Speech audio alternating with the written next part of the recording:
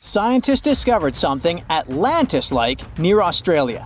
There used to be an entire continent that's now underwater. Here's what happened to it. Around 70,000 years ago, during the last ice age, there was a huge landmass called Sahul.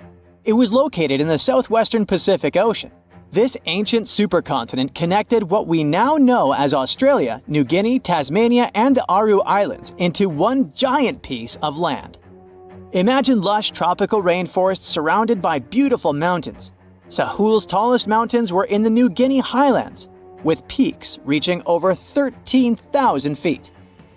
This beautiful place was home to a variety of unique animals, most of which were pouched creatures. But back then, they weren't just koalas and kangaroos. Sahul was filled with different types of grazers, burrowers, scavengers, and predators. It was home to a huge diprotodon, a powerful hunter Thiosolio, and a horrifying Megalania, a creature that's much larger than any living lizard today. It was a unique place because the rest of the world was filled with placental animals at the time, like wolves, elephants, and humans. In Sahul, the only normal mammals were bats and rodents. But not all its parts were the same. The Timor, Arafura, and Carpentaria regions were covered by hot savanna and dry forests. It looked kinda like modern Australia, hot air deserts with scrubland, steppe, and temperate forests along the eastern coast. Back then, people were migrating all across the world. They made an incredible journey from Southeast Asia to Sahul and first arrived here from 60 to 45,000 years ago. They mostly traveled by foot and crossed the sea using bamboo rafts and simple boats. They came there from an ancient landmass called Sunda, which includes parts of Southeast Asia. They traveled across a series of islands known as Wallachia and eventually spread across Sahul. And it wasn't a small journey. Sahul was huge, around 4.1 million square miles. That's bigger than the USA or Canada. It stretched from the equator to around the southern part of New Zealand. So they arrived in what is now Australia and became Australia's first people. Scientists think that Sahul had a population of 500,000. We've discovered cave paintings that date back around 40,000 years. It's a hunting scene depicting an anoa, or miniature buffalo, facing figures of humans and animals. Researchers are trying to figure out how these early settlers moved across Sahul and where we might find archaeological evidence of their journey. To do this, they created a landscape evolution model. The simulation showed how Sahul changed between 75,000 and 35,000 years ago. It showed potential migration routes and archaeological sites. Humans likely traveled along coastlines and rivers. But how did Sahul get submerged off the coast of Australia, similar to the mythical Atlantis? During the last ice age, much of the Earth's water was locked up in large ice sheets and glaciers. The sea levels were much lower than they are today. After that, the global temperatures increased. The ice sheets melted and the sea levels rose, flooding the land bridges that once connected different parts of Sahul together. About 8,000 years ago, New Guinea separated from mainland Australia, and then, about 6,000 years ago, Tasmania did the same. We still can explore the underwater parts of Sahul thanks to new technology. Divers explore and collect samples directly from the ocean floor. Underwater drones can go to places that are too deep or dangerous for humans to explore. And with sonar mapping, scientists use sound waves to create maps of the ocean floor. It's like using an echo to see what's underwater. The sound waves bounce off the seabed and come back, helping us create a picture of what it looks like. Deep underwater, archaeologists have found stone tools and other artifacts. They also discovered fossils of animals like Diprotodon and Thylasolio. By studying the underwater terrain of Sahul, they learned about the ancient rivers, lakes, and coastlines that existed during the Ice Age. But Sahul isn't the only underwater continent. Sahul isn't the only hidden gem of Southeast Asia. Take Sundaland, a place made up of Sumatra, Java, Borneo, and some other islands. This place was crazy huge during the Ice Age, but now almost fully underwater. Almost, but not entirely. The parts above the ocean are teeming with life. If you like birds, check this place out. It has almost a fifth of the world's bird species. You can spot colorful birds like the Java hawk eagle and the Bali starling among the lush forests. It's also a home to a fourth of Earth's fish species. Sundaland's waters are a haven for marine life, even the most exotic animals like the Asian arowanas.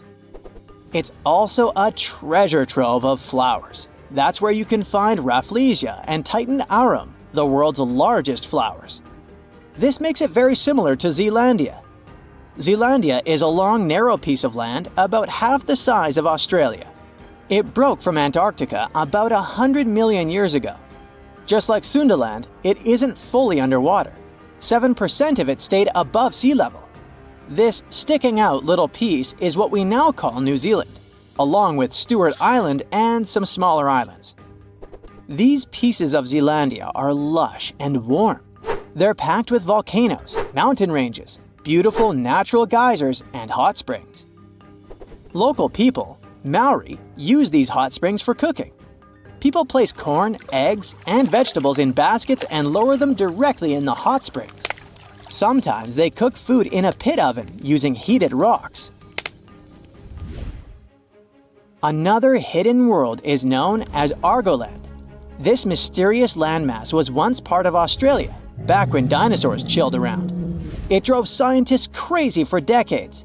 They knew it existed because it left a huge stretch on the ancient seafloor, the Argo Abyssal Plain. About 155 million years ago, it broke off from Australia, saying bye-bye. The continent drifted somewhere north, and when it reached Southeast Asia, it just vanished. Scientists had no idea where it went, but recently, they finally found its remains. Turns out, poor Argoland's lower parts started drowning into the Sunda Trench, a horrifyingly deep oceanic pit. The Earth's crust sunk into the mantle.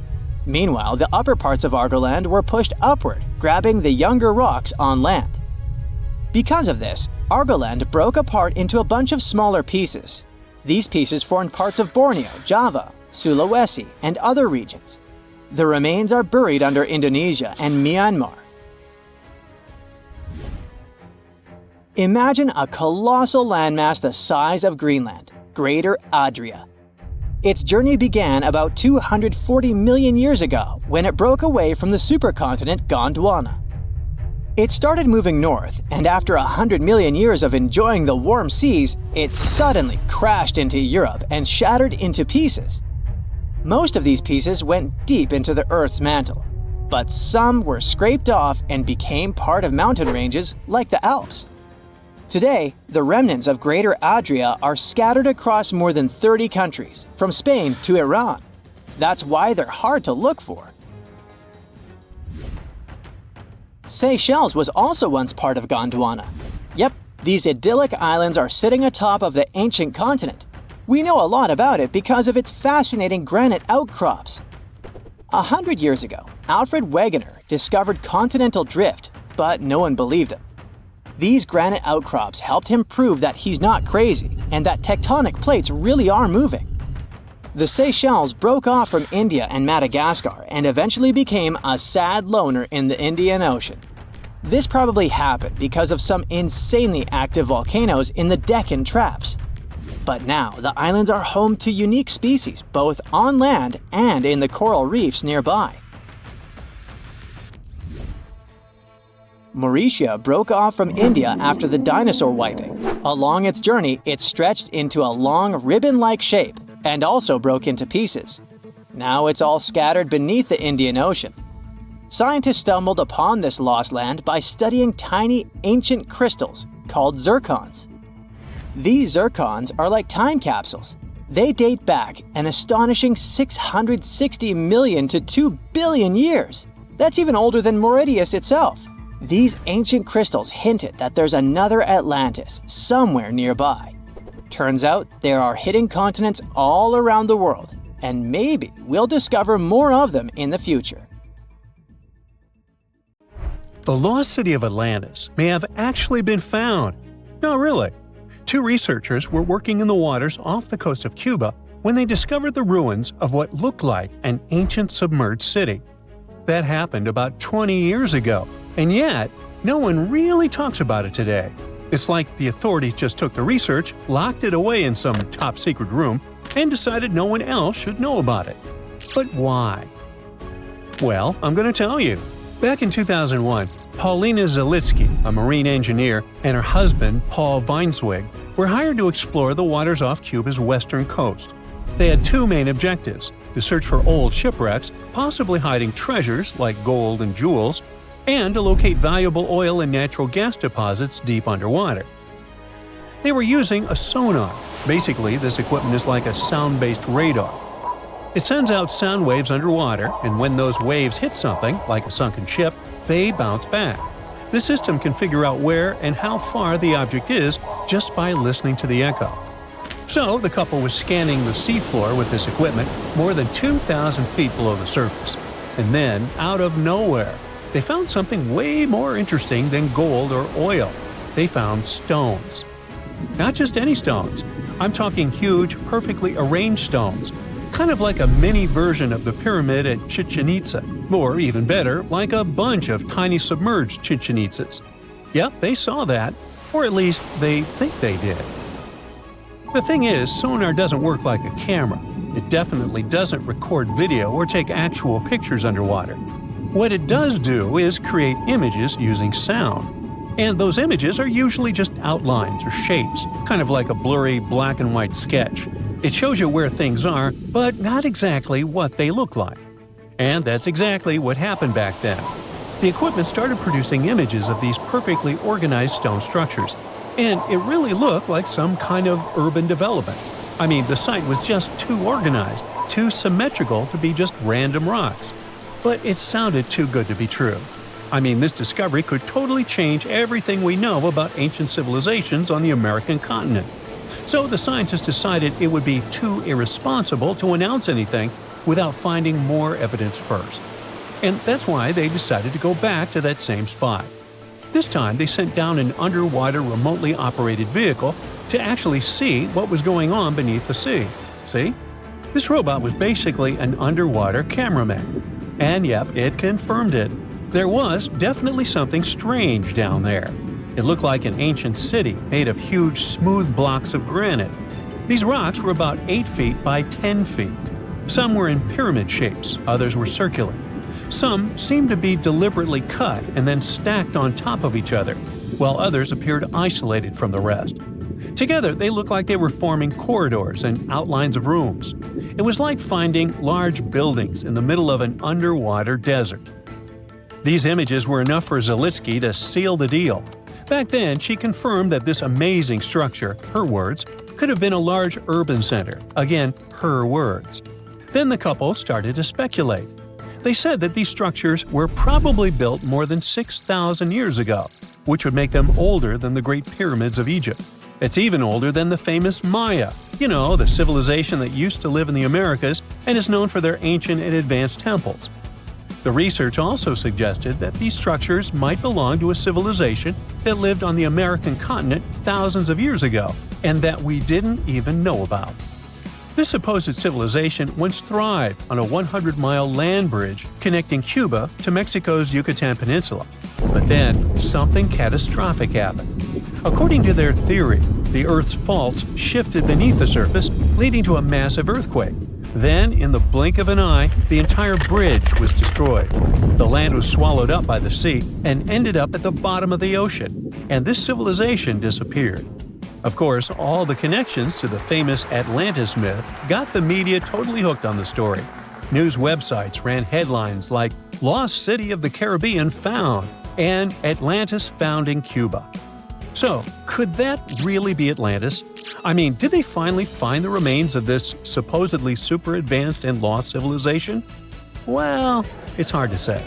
From the start, part of the scientific community wasn't buying into the story too much. First, there's the issue of the date. Saying that this civilization existed at this spot at least 6,000 years ago just wasn't very credible. Then, some European archaeologists argued that the stones they found using sonar might just be natural limestone, not perfectly sculpted granite. And third, it was too deep. Even with the whole theory of earth faults opening up and swallowing everything, it's still hard to explain how an entire city ended up so deep in the ocean. For comparison, there is Heraklion, a real ancient Egyptian port city that got submerged. Today, it is only about 19 feet underwater. But this so-called Atlantis city is at depths between 2,000 and 2,460 feet. See how that's totally different, right? People think it would have taken around 50,000 years for such stone structures to sink to the depth where they are said to be found. And according to experts, none of the known civilizations from that long ago had the ability to build such structures. But for Zalitsky, yes, it was possible. She still believed in the fault theory to explain how this land ended up at the bottom of the ocean so fast. Big movements of the Earth's tectonic plates are usually followed by things like volcanoes and earthquakes. So, according to her, it's a powerful event, and the island sinking could have happened really quickly. This earthquake theory could also explain why some of the megaliths on the seafloor look organized while others don't.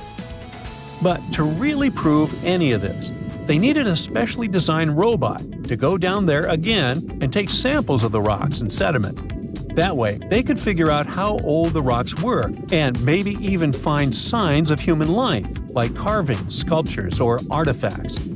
The problem is, drilling into those structures isn't easy. They look like granite, and drilling granite that deep underwater is seriously tough. And more than anything, they needed money to do it, a lot of it. So maybe they just never got the funding. Because even with all that initial hype, no further explorations or studies were ever reported. And that lack of follow-up sparked a lot of speculation. Some people even wondered if the story got shut down on purpose, like maybe the authorities wanted to keep something top secret. As if this underwater city was built by some kind of higher extraterrestrial being, and they just don't want us to find out. But truth be told, the strongest argument for saying, yeah, that is definitely a lost city, is that nature supposedly couldn't have built something so symmetrical. Geologists did try to find natural explanations, or at least similar examples from other parts of the world, but they came up short. Still, just because we haven't found a clear natural explanation doesn't mean there isn't one. Nature can create some pretty wild and unexpected stuff, so honestly, that whole too perfect to be natural angle is kind of a weak argument. What most likely happened is that experts just weren't convinced it was actually a sunken city, and that's probably why no one followed up on their work. Over time, the buzz faded, the story disappeared, and the site slipped back into silence. And without more data, the true nature of those underwater formations off Cuba's coast is still a mystery. Ever since Plato wrote about the allegory of Atlantis, humanity has been fascinated with the possibility of the discovery of a thriving underwater civilization. Fancy joining me on a trip to a few historic underwater sites? Let's see what we can find out about ancient civilizations. The first one on our list is what is being called the underwater Stonehenge. Scientists have recently discovered a mysterious pile of cairns that stretch for miles under the shimmering waters of Lake Constance at the borders of Switzerland, Germany, and Austria. Archaeologists began to explore the site back in 2015, and they haven't been able to understand yet what it was actually used for. What they do know is that there is a 12-mile line of 170 human-made stone cairns under Lake Constance. Scientists say this was most likely the result of a combined work of several villages. The cairn site was probably used for some collective purpose. The formations are huge. Some of them are several dozen feet wide. The most amazing discovery so far is that the site dates back to around 5,500 years ago. Now, what were we humans doing back then? We were living in the prime years of the so-called Stone Age. We were beginning to make artifacts from stone and use them to hunt and eat. Can you imagine what a knife and fork might have looked like back in those days? It's no coincidence that scientists call this site the underwater Stonehenge, though. Both sites are believed to have been built around the same period of time. You see, Stonehenge dates back to around 3100 BCE. Both sites carry the distinct characteristic of stone monuments built in a circle. Not to mention the fact that scientists also haven't figured out why on earth our early ancestors would feel the need to build a monument such as Stonehenge. Well, the mystery of Lake Constance hasn't been solved yet. Who were the Neolithic people from this area? And for what purpose did they go through such an amount of work and effort to build this huge stone site? Next, we're taking you on a tour of the Ryukyu Islands just off the coast of Japan. You're diving deep down to an archaeological site. But I should warn you, the waters of the Pacific Ocean are far from smooth. It doesn't take long before you see a huge structure, thanks to the sunlight shining down on the seabed. At first, it looks like Machu Picchu's ruins located across the globe in Peru. As you approach the site, you slowly figure out its forms. A pyramid-shaped structure, arches, staircases. It's something that could have easily been a palace or a castle. Could this be a sign of human activity? What you've just seen is known today as the Yonaguni Monument. It also goes by the name of Japan's Atlantis. The entire monument is about the size of 5 soccer fields and the height of a 5-story building. Its most surprising feature is its expanse of terraces. Explorers and scientists believe that Yonaguni might be 10,000 years old. But whether it's a human-made structure or a natural formation is still under debate. For Japan's top marine geologist, Professor Masaki Kimura, Yonaguni is the heritage of a lost civilization. Kimura has dived to the bottom of the ocean to explore the ruins over 100 times over the past 10 years. According to him, there are clear signs of human activity down there. On the monument's surface, there is a triangle-shaped concave that is a historical symbol of water fountains in the region. There's also a giant turtle carved on the eastern side of the structure. And, according to Kimura, turtles have an important cultural meaning. Several pieces of stone tools have been recovered from the site. Their estimated age is around 10,000 years. However, not all scientists support this theory. For many, Yonaguni is the result of thousands of years of erosion. The fact that the monument is composed of one massive rock leads them to believe it's not human-made. The defined edges and flat surfaces resemble a natural formation in Northern Ireland, known as the Giant's Causeway. The basalt columns look like the ruins of a palace, but they're actually the result of volcanic activity in the region. Now, you're flying to the coast of Greece, 4 hours away from Athens. More specifically, you're in the Peloponnese Peninsula. You dust off an old snorkel and head for a free dive on a bright sunny day. Sometime into the dive, you start noticing patterns on a seabed. 13 feet below the surface, outlines of familiar objects start to appear, one by one. As you continue swimming, what looks like the outline of an entire city emerges in front of your eyes. Are you wondering how water could have taken the whole city? Rocks are perfectly aligned into what appears to be the foundation of a building. This is Pavlopetri, an ancient city you've probably heard about for the first time. It was discovered by Nicholas Fleming, a British oceanographer, when he was on vacation in Greece. He had heard rumors about Pavlopetri's existence and indeed found several artifacts on the seafloor. He went back to the area a year later with the team. They found a site filled with pots, storage vessels, and tools. A kernstone, for instance, is a tool used for grinding grains and turning them into flour.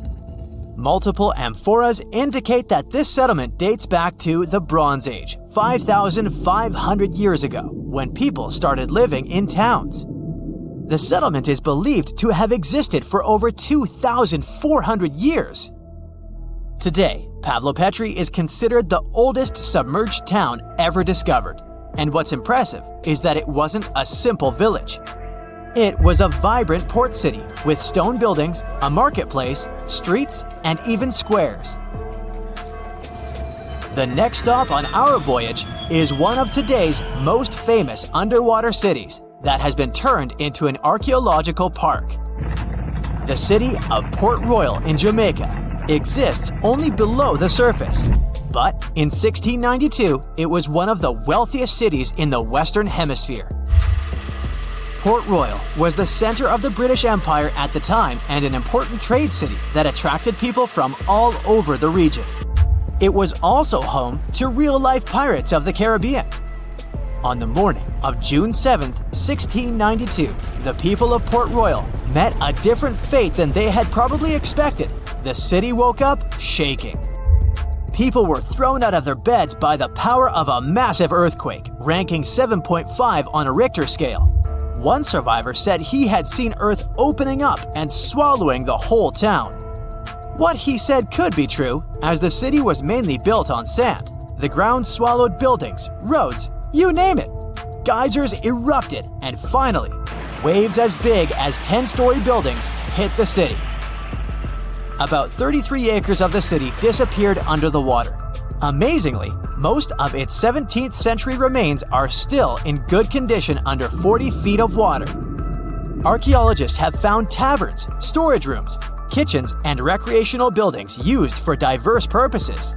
You can also see a grand lion statue, a submerged bridge, and many picturesque arches. Of course, I saved the best for last: India. Just off its coast lies another sunken marvel. A site known as the Lost City of Cambay is located in the Gulf with a similar name. It remained undiscovered until 2001, when the National Institute of Ocean Technology made a routine water assessment. With the help of sonar technology, which sends a wave sound to the bottom of the sea, they found something far beneath the surface.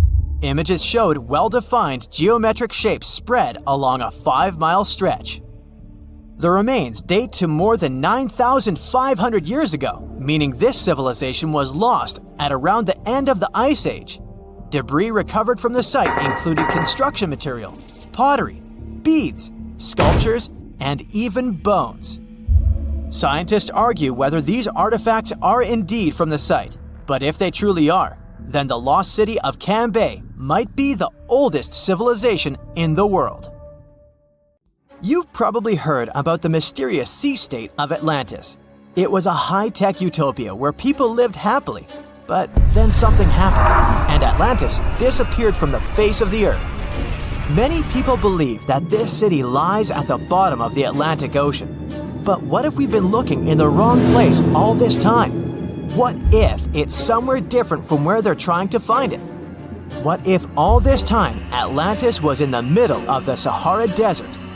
Well, this unexpected theory has some evidence, but to study this version, you first need to understand what Atlantis was and how we got to know about it. The very first mention of the mysterious city was in 360 BCE. Ancient philosopher Plato wrote about Atlantis. His work, Dialogues, described Atlantis as a rich land with advanced technologies. Its inhabitants were powerful, intelligent, and beautiful, like superhumans. He described in detail the structure of the city, and this was the main reason why many people believed in the existence of Atlantis. According to his records, the Atlanteans built this place in several concentric circles of black and red stone. Then they covered these circles with brass, tin, and precious metals. In the city, there were water channels on which ships sailed. The Atlanteans were sailors, so they built a passage from their city to the open sea. On the internet, you can find many drawings of Atlantis, created based on Plato's descriptions. Take a look at these drawings and an actual photo of the Eye of the Sahara. This place in the Sahara has a shape of several concentric circles. It looks as if a destroyed city left a trace on the sand. Many people have written online that the lost city was located there, but no one could prove it. Once upon a time, the Sahara was filled with rivers and lakes. In prehistoric times, there was only water there. So far, everything matches. The Eye of the Sahara was first discovered in the 1930s. This place was considered a crater from a fallen meteorite. But in the middle of the 20th century, scientists conducted a soil analysis and refuted the version with a fallen space rock. In the end, everyone agreed that this was a dome of molten rocks under which magma was raging. For millions of years, wind and water had been destroying the formed landscape and eventually made it look like perfect circles. But what if the Atlanteans once came to this place and used natural circles to build a city? In this case, we would have many traces and artifacts from this developed civilization. And yes, archaeologists did find some arrowheads, spears, oars, and other things there. But this has nothing to do with Atlantis.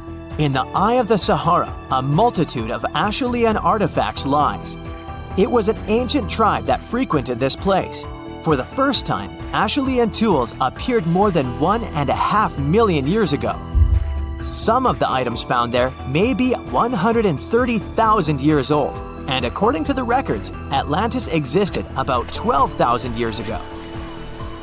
Archaeologists found no artificial structures in this place. There was also no debris or traces of a large city. People would have found some stuff if a big city with advanced technologies had existed here. The main supporter of this idea was one YouTube channel. It collected 1 million views and attracted the attention of many historians and anthropologists. The theory that the Eye of the Sahara is Atlantis was quickly refuted. People found too many discrepancies between this place and the description of Atlantis. The author tried to catch the viewer's attention by presenting external similarities between the natural landscape and the fictional ancient city. Another popular theory claims that Atlantis was a real continent located off the Bahamas, but then this city was swallowed up by the Bermuda Triangle.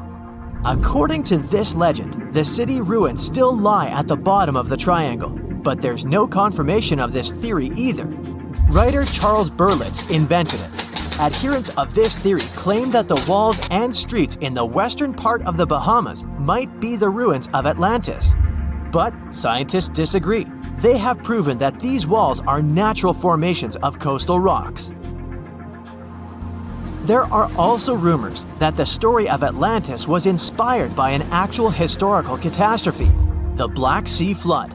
This is the Bosporus, a strait in Turkey connecting the Black Sea and the Sea of Marmara. Around 5600 BCE, the Black Sea was twice as small as it is now and had many cities on its shores. Unfortunately, a huge flood destroyed this flourishing civilization. Within a year, cities descended underwater, and surviving inhabitants moved to foreign lands and spread stories about the flood. Maybe these stories inspired Plato to come up with Atlantis. In the 1950s, people came up with another version. Atlantis was the continent that is now Antarctica. Tens of thousands of years ago, a warm continent with a developed city shifted to the northern part of our planet because of the movement of Earth's crust. The Atlanteans couldn't adapt to the cold conditions, and Atlantis was covered with a thick layer of ice. This theory was refuted when scientists began studying the tectonic plate's nature. It turned out that Earth's crust couldn't have moved such a huge continent as Antarctica. The tectonic plates don't behave this way at all. But the main question is, was Atlantis real? No one had described it before Plato. Perhaps the philosopher came up with it. Maybe he did this to emphasize the correctness of his views on life and to identify his philosophical theories. In his works, he wrote a lot about divine and human nature and how people can destroy this nature. He spoke of decaying ideal societies because of immoral behavior and vices. The Atlanteans were once moral, spiritual people who created a utopia, but then they became greedy and mean. They destroyed their inner nature, and for this, they had to witness the destruction of their city. One night, fires and earthquakes hit Atlantis and plunged the city into the sea. The higher powers punished people for their immoral behavior, and Plato also wanted everyone to be afraid of moral decay. But judging by the descriptions of the earthquakes and fire, it may seem that Atlantis was destroyed by a volcanic eruption. as it was with the ancient Roman city of Pompeii. And such destructions have happened pretty often throughout history. Natural disasters ruined many developed cities. One of the most famous cases occurred in 1100 BCE in the Mediterranean Sea, when a volcanic eruption destroyed the highly developed Minoan society. The Minoan society existed for about 2,000 years. These people mostly lived on the islands of Crete and Santorini, located north of Crete. The Minoans had beautiful houses, a sewage system, and a developed economy. They were engaged in agriculture, grew fruits and vegetables, painted frescoes, and made jewelry. They were the first people to found the thalassocracy, an empire based on the sea. They lived off of fishing, piracy, and maritime trade. At the time, they performed cruel rituals, and their way of life was far from moral. They were used to earthquakes on the island of Santorini, so they reinforced the walls of the city with wooden beams, but they didn't know what a volcanic eruption was. And when the sulfur smell appeared in the air, they didn't suspect the impending catastrophe. When the volcano spilled out tons of lava and ash, all the residents of Santorini abandoned their homes and tried to escape, but they couldn't. The eruption and earthquake triggered a tsunami. A large wave flooded the coastal part of the island of Crete. This hit the economy of the Minoans hard and destroyed their port harbor. Then, foreigners attacked Crete and finally destroyed the developed civilization. Some historians think that Plato could have referred to the Minoan Empire when describing Atlantis. Using their example, he showed how immoral actions could destroy people.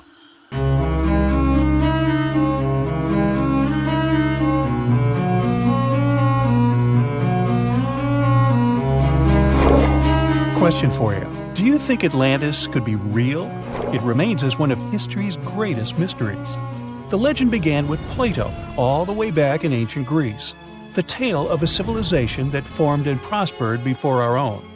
Atlantis was supposedly a highly technological society, much like the Mayans. But, as the legend says, due to the people's greed, they were punished by a flood that destroyed and submerged their cities. Different theories try to guess Atlantis' location. Some say it was in the Mediterranean Sea. Some say it's beneath the Bermuda Triangle. But, as science has shown us, Atlantis may be only an allegory for humankind. Today, you'll discover several amazing underwater cities that you have never heard of. They existed indeed and are not just a myth. We're taking you on an excursion to the underwater city of Baia, which is on the coast of Italy. Known as the Las Vegas of the Roman Empire, Baia was a resort city. The Roman elite traveled there for recreation. Imagine an open-air spa. That was Baia. You can visit the submerged town by scuba diving and get close to that perfectly preserved, magnificent Roman sculpture, a true underwater wonder. You can spot the crumbled temples and buildings through glass-bottom boats. This is a moss-covered museum in Claudio's Nymphaeum. To your left, you can see a collection of classical Greek statues. Swimming down the Via Herculeana, you'll arrive at Villa Aprotio. Villas are Italian-style houses, and here you can admire their original marble floors. Notice the black and white patterns and the astounding shapes they make. Next, you'll arrive at Portus Julius. Can you see the collapsing wall structures at the bottom of the seafloor? You'll see well-preserved columns and limestone floors. Behold the ruins of the thermal baths of Lacus. The remaining multicolored mosaics are something great to see. You'll see their orange, blue, and green tiles if you get close enough. At Pisoni's Villa Pila, you'll see 25 preserved Roman pillars. Notice the arches, the frescoes nearby, and the magnitude of this well-kept treasure. The city was located over natural volcanic vents, so there were hot springs to be used at will. People went there looking to have an excellent time. And when I say people, I mean some of the great Roman emperors we learn about in school: Nero, Cicero, Caesar.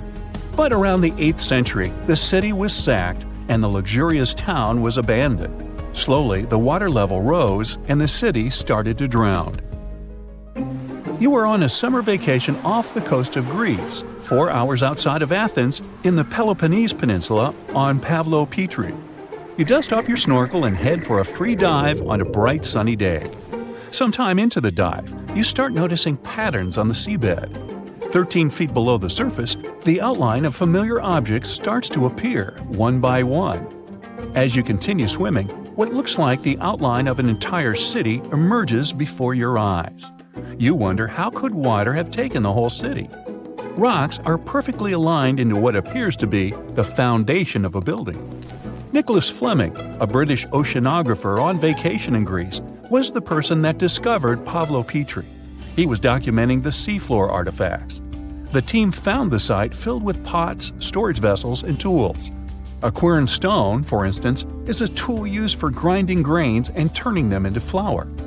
Multiple amphoras, which were found then, indicate that this settlement dated back to the Bronze Age, 5,500 years ago, when people started living in towns. The settlement is believed to have lasted for over 2,400 years. Pavlo Petri is considered today the oldest submerged town yet found, and it's impressive that it wasn't a simple village. It was a vibrant port city with stone-built buildings, a marketplace, streets, and even squares. Let's continue our exploration and find secrets in other underwater cities. You are diving off the coast of the Ryukyu Islands. Pacific waters are far from smooth. There's a strong current pulling you into the deep sea. Suddenly, you see a huge structure thanks to the sunlight shining down on the seabed. At first, it looks like Machu Picchu's ruins across the globe in Peru. As you approach it, you slowly figure out its form.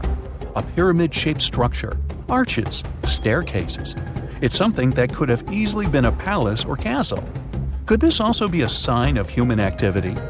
What you just saw is known today as the Yonaguni Monument.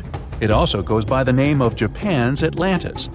The entire monument is about the size of 5 football fields and the height of a 5-story building. Its most surprising feature is its expansive terraces that host large crowd gatherings. Explorers and scientists believe that Yonaguni dates back to 10,000 years ago. But whether it is a man-made structure or a natural formation is still under debate. For Japan's top marine geologist, Professor Masaki Kimura, Yonaguni is the heritage of a lost civilization. Kimura has dived into exploring the ruins over 100 times over the past 10 years. According to him, there are clear signs of human activity down there. The Triangle Pool, located on the monument's surface, is a triangle-shaped concave that is a historical symbol of water fountains in the region. There is also a giant turtle carved on the eastern side of the structure. And according to Kimura, turtles have an important cultural meaning. Several pieces of stone tools have been recovered from the site. Their estimated age dates back to 10,000 years ago. However, not all scientists are convinced of the same. For many, Yonaguni is the result of thousands of years of erosion. The fact that the monument is composed of one massive rock leads them to believe that it is not human-made. The defined edges and flat surfaces resemble a natural formation occurrence in Northern Ireland, known as Giant's Causeway.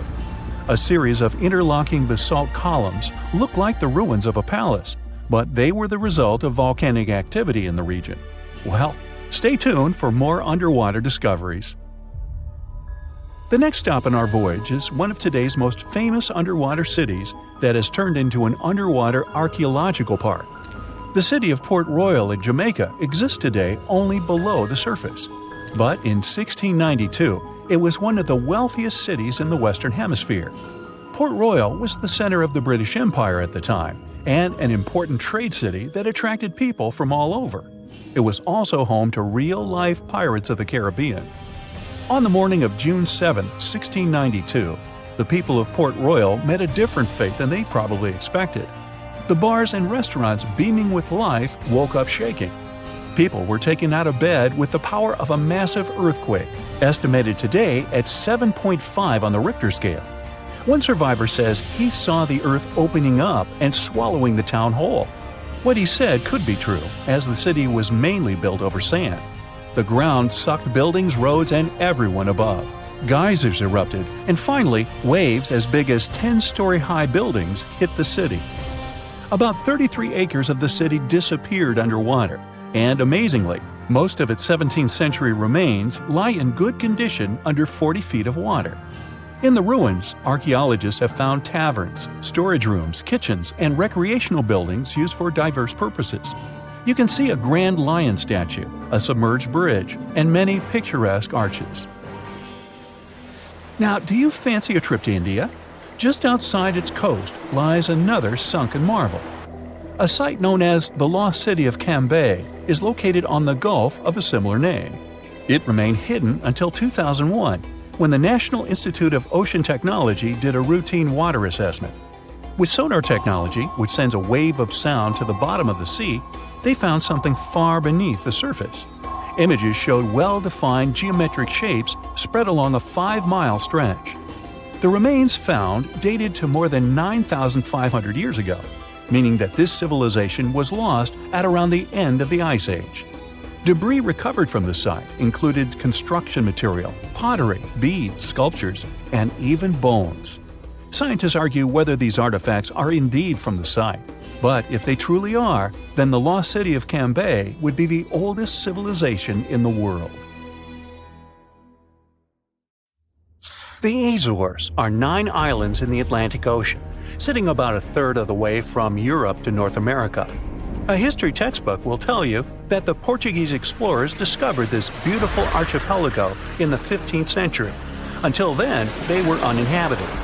The islands still belong to Portugal, so there seems to be no controversy or mystery here, except for the fact that some researchers think the Azores were home to an ancient civilization from thousands of years ago.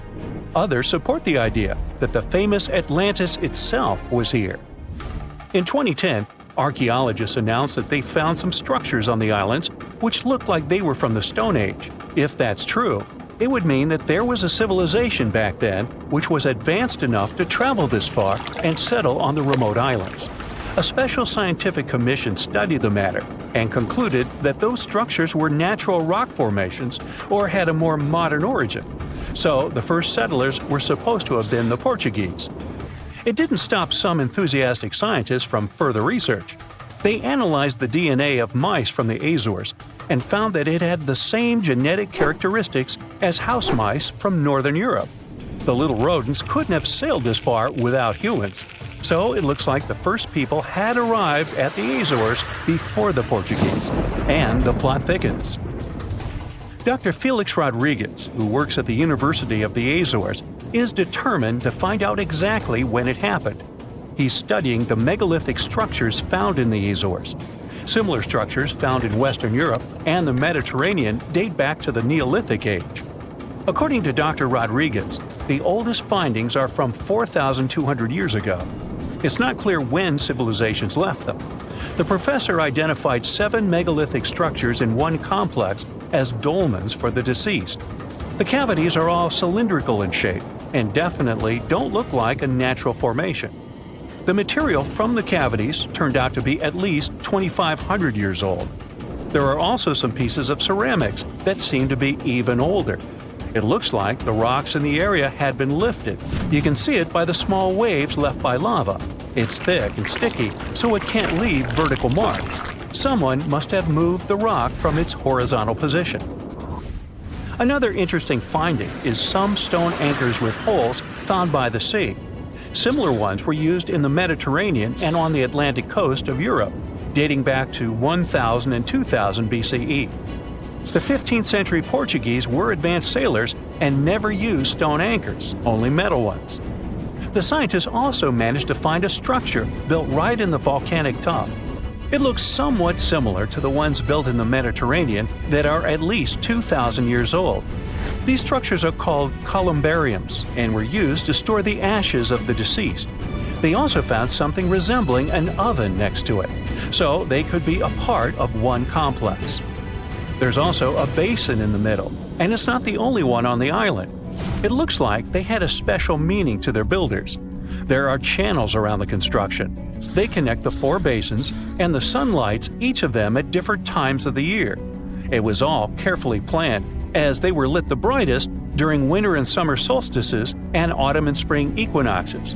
The water passed through all the basins and went directly into the sea. It could have been a purifying ritual. Now, some people are skeptical about the findings and believe they're all parts of a fortress from the 16th century. Professor Rodriguez is determined to prove it's all much, much older. There must have been some ancient civilization here that could have left because of the volcanoes that go crazy every 50 years. Antonieta Costa, a postdoctoral student at the University of Porto in Portugal, is also sure that the first people came to the Azores in prehistoric times. She has studied standing stones with small openings, explained as cuts for quarrying the stones. Costa believes they are part of a calendar system. She noticed that none of the slits in the rocks were aligned with the cardinal east direction. The slits closest to it are smaller than the ones facing other directions, so it can't be just a coincidence. It also looks like the slits are aligned with the solstices, and that's what makes Costa think it could be a calendar. She also thinks the inscriptions left on slabs of bedrock on the islands are much like those maps that were left on the rocks during the Stone Age in mainland Europe. Another interesting theory about the Azores is that it could have been the location of the famous Atlantis, which was lost under the sea. Since the Azores archipelago is in the middle of an ocean, it could technically be a perfect place for that. A 20th century scholar quoted Plato to prove this theory was right. The Greek philosopher suggested that Atlantis was in between the continents. The coins and sculptures supposedly found in the Azores when the Portuguese just arrived also point that there was someone else present there. And way more recently, in 2013, a sailor found a huge structure looking like a pyramid off the Azores coast. It was most likely a large submarine volcano, but it's much cooler to think it was some big deal in Atlantis, right? Peru has its own mystery. Amid the desert, you can find some eerie marks called the Nazca lines. They're known as geoglyphs and were created more than 2,000 years ago by the people of the Nazca culture. Thanks to a dry climate and strong winds in the desert, most of the Nazca lines have reached our day. To create them, Nazca people removed the top layer of the pebbles and revealed the soil beneath the ground. The color of the soil changes from reddish-brown to yellowish-gray, so the lines always look different. Most of the geoglyphs depict plants and animals. You can clearly see a monkey, a whale, a condor, a hummingbird, a spider, various flowers, trees, and other plants. There are also some geometric shapes, such as triangles, trapezoids, and spirals. Since they were discovered in the 1920s, scientists have offered different explanations for the lines. Some say that in Nazca culture, people ascribe special significance to these motifs, so they probably created these shapes for deities in the sky to see. Others believe they were a sort of astronomical calendar, and animal sketches were modeled after groups of stars. This theory was proved wrong, so the purpose of the lines remains a mystery. Another place that leaves many questions is Nimrut Mountain in Turkey. This mountain has a complex of monuments with temples and tombs. It was built by the Kingdom of Commagene, which ruled here around the 1st century BCE. There are statues of King Antiochus, 2 lions, 2 eagles, Zeus, Hercules, and Apollo. Archaeologists found the ruins of this complex at the end of the 19th century. They thought it had been built by the Assyrians. Then, some of the most famous scientists of the time came here and found an inscription in Greek. It had details about the sculptures and the names of important members of the Commagene royal family. It looked like it had been put there for future visitors. The scientists established that the statues used to be full-size figures. Changes in temperature, strong winds, snow, and the bright sun didn't leave them a chance to last in all their original glory. Plus, the complex is in an earthquake zone, so all you can see now is mostly the heads of the statues. They look incredibly complex and large for their time. The biggest question is, how did the people who lived thousands of years ago manage to create such huge sculptures on top of the mountain? It's obvious that they worked on shaping the limestone blocks up there and not on the ground. So, stay tuned. We'll keep an eye on this. Salt makes our chips and popcorn taste yummy, but it turns out that's not all. It's used in household and industrial products, from cosmetics to fertilizers, from water treatment to road gridding. All over the globe, around 300 tons of salt are produced every year. But there's a problem. That's too much salt for our planet. You see, salt rises to Earth's surface from deep oceanic rocks gradually, and this process is quite balanced, or it used to be. humans are pushing this balance out of whack. Our demand keeps increasing, and we're releasing too much salt into the soil, air, and sea. And if this process continues unchecked, we might face an existential threat. Yep, it's as serious as that, and a recent study conducted by the University of Maryland confirms this. There is this thing called the natural salt cycle. It's existed for thousands of years. Salt naturally rises to our planet's surface via geologic uplift and rock weathering. Sometime later, rocks break down and release salt ions into the soil. Some of these ions are absorbed by plants and organisms. Others are washed away into rivers, which transport them into oceans. Salt also gets into the atmosphere. It happens through salt dust in dry regions and sea spray in coastal areas.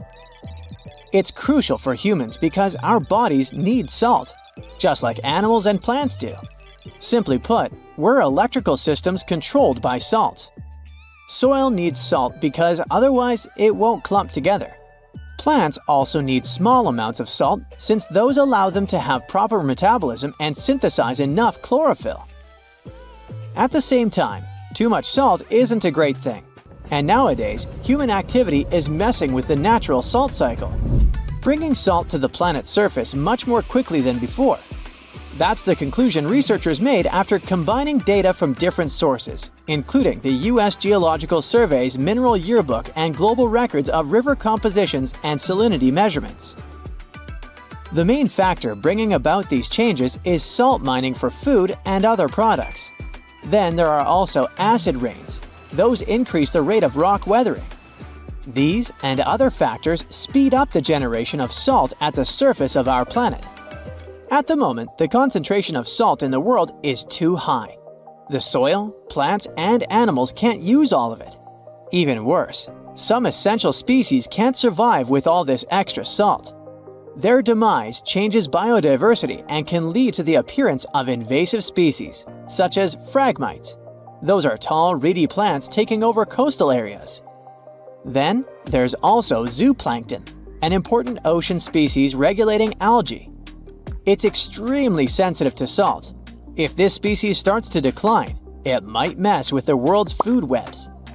Too much salt also turns farmlands into wastelands. Recent reports have shown that around 833 hectares of land are already affected. And that's the area around 4 times the size of India. In some countries, huge areas become infertile because of oversalination. Plus, excess salt is bad for our health. The thing is, all that extra salt gets into groundwater, making it too salty for human consumption. It's particularly bad for people with sodium-restricted diets. And I'm not only talking about table salt or sodium chloride. No, other calcium and magnesium-based salts are seeping out too, usually from the production of fertilizers and building materials. It's like a chemical cocktail of different salts coming from various sources, and scientists don't know yet the effects such a cocktail can have on us humans and our health. So, maybe now you're sitting and thinking, oh, it's time to cut back on my salt intake. Perhaps, but don't cut it all out. In the 1930s, Dr. Robert McCants from Cambridge University's Department of Experimental Medicine found 4 volunteers and asked them to go 10 days completely without salt. First, they had to sweat out the salt that still remained in their bodies, and after that, the scientists literally desalinated everything they were allowed to eat and drink. Soon after, the participants started to experience weird sensations. They realized that they didn't taste much flavor in anything they consumed. It got worse. Fatigue set in, and the volunteers soon got too tired to even eat. They began to show the signs of hyponatremia. It occurs when the concentration of sodium in your blood is dangerously low. And that's when a person's blood cells swell because there's not enough salt in the blood to regulate how much water a cell should and will consume. If this condition is left untreated, it can not only result in seizures, but also have much, much worse consequences. At the end of the trial period, participants got some salty foods, and miraculously, within a few minutes, they could taste again, and their energy seemed to be replenished almost immediately. Honestly, it sounds kinda terrifying. If that's what a mere 10 days without salt are, imagine what catastrophe it would be if salt just ceased to exist. We wouldn't be able to last long, that's for sure. And it would be a never-ending drama, not only for us, but for plants and animals too. They need salt as much as we do. If our oceans suddenly lost all the salt, it would wipe out all underwater algae, cutting photosynthesis on Earth almost in half. Land-based plants would follow suit. So, soon after the disappearance of salt, we'd face a huge issue. Too much carbon dioxide and not nearly enough oxygen. Our climate would start fluctuating between extremely hot and cold temperatures, and hurricanes would become insanely powerful and super destructive. Luckily, we still have salt at our stores, and the natural salt cycle might get more or less stable again. By the way, humanity has known of and appreciated salt for many centuries. For example, it was used as offerings and to preserve mummies in ancient Egypt. It was a valuable commodity traded between the Phoenicians and their Mediterranean empire. In ancient China, people knew of more than 40 types of salt and used it for medicinal purposes. In medieval continental Europe, Venice gained power through its salt monopoly. The production and transportation of salt led to the appearance of new cities and the construction of roads. Salzburg, the city of salt in Austria, is a great example of that. Even these days, salt continues to surprise us. For example, recently, researchers from the University of Miami Rosenstiel School of Marine and Atmospheric Science have discovered rare deep-sea brine pools in the Gulf of Aqaba. That's a northern extension of the Red Sea. Those salty underwater lakes are likely to hold secrets about the way oceans on Earth formed all those millions of years ago. They might also give us some clues to life on other planets. Brine pools are some of the most extreme environments on Earth, and still, despite their ultra-high salinity, somewhat exotic chemistry, and total lack of oxygen, they're teeming with life. Researchers have even found bioactive molecules with potential anti-cancer properties in brine pool microbes in the Red Sea. These super salty zero-oxygen brine pools are located close to the coast and might preserve information on tsunamis, earthquakes, and flash floods that took place in the Gulf of Aqaba thousands of years ago. Salt has even made its way into space. Well, kind of. You see, the moon is like a comet soaring through the cosmos. Our natural satellite is followed by a slender tail consisting of irradiated matter, and our planet passes directly through this tail once a month. Well, according to a study published in the journal JGR Planets, this lunar tail is made of millions of sodium atoms. And as you already know, the chemical formula of salt is sodium chloride. Those atoms get blasted out of the lunar soil by meteor strikes and then pushed thousands of miles downstream by solar radiation. For several days a month, when the new moon is located between Earth and the Sun, the gravity of our planet drags that sodium tail into a long beam, which wraps around our planet's atmosphere.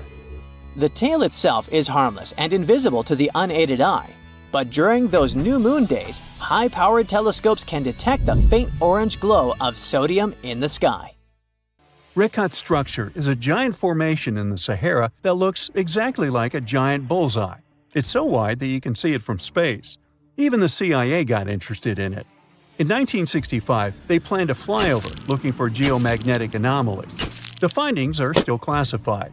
Perhaps the theories are true, and this place is truly the lost city of Atlantis. Now, Atlantis supposedly sank beneath the waves, but recent discoveries are pointing us in a different direction. This is an ancient story that goes far back in time, and Plato was the first to mention it. The place had loads of greenery and a curious structure: 3 concentric circles of land surrounding 2 circles of water.